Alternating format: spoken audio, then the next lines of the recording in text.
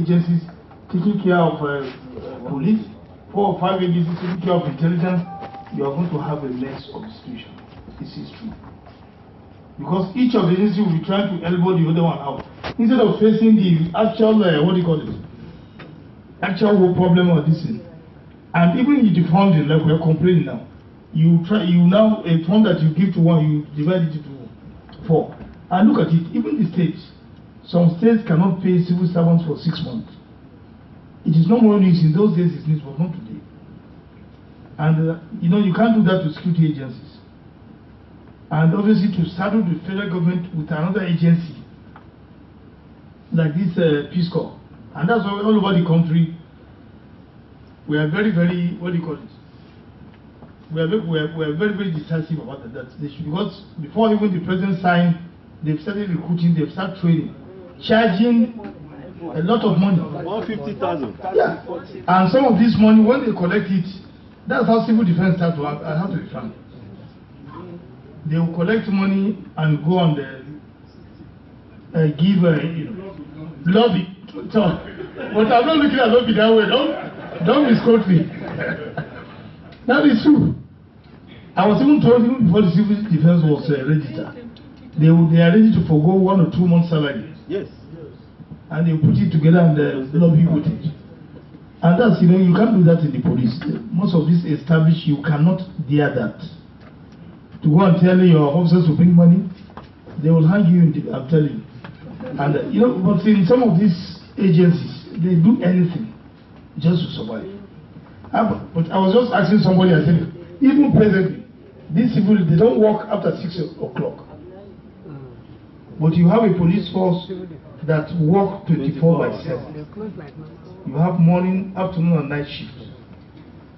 But still, somebody still feel that you have to get a Peace Corps to, because the thinking of Nigerians, just like you said, we don't look far. It's not even an issue of work, because even if there is no work, security is not an issue that everybody that come, okay, you say, okay, we have become like a vigilante. Some of these securities are like vigilante. Like vigilante group. It doesn't work like that. And I think, when I remember in 2004, I was in Liberia. I brought some Liberian police officers to Goza. So I went to the government house there. That's the first time I saw civil defense, I'm telling you. I saw this with red gadgets sitting in front. I think, who are these with the civil defense? But today they are armed. I'm telling you. And that's how even this Peace Corps, we don't take measures to see how we can halt their dissent. That's how they just, because somebody called me, a very prominent ruler, that we refuse to allow them to operate in Kwara, we refuse to. I said, yes, there is no law. The National Assembly it has not been passed, the president has not signed. And by the grace of God, I don't think he's going to sign that bill. So you see, these are some of the challenges. These are some of the challenges. Because if you allow them to come, we that are crying of fun, the little they are giving us, they will still splash it and share it. So it's one of the challenges, as a country. And it's just like like this civil defense. I'm not saying this to be like this, but it's a reality. If there's a duty, you see them, they only concentrate where the VIPs are sitting. But they will not want to go far to do what they need. And that's the same thing. Even I can't say, how can you have a security agent that don't do a night duty? There's something wrong somewhere. But there are certain things in Nigeria we just have to rate. And I think that's where we are cultivating your support in this series to try to highlight. Because like you say, most of you have been with us police for almost 20-30 years. You can be highlighting the problems, the challenges we are facing. Because if it comes from us, people will have police, they have started that kind of. But this is from like some of you. And that's why when I went to Lagos, I addressed even the CSOs, the civil society organization.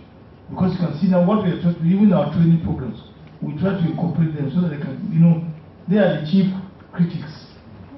I say, come and assist us too, so that you can now understand you are part of the building this.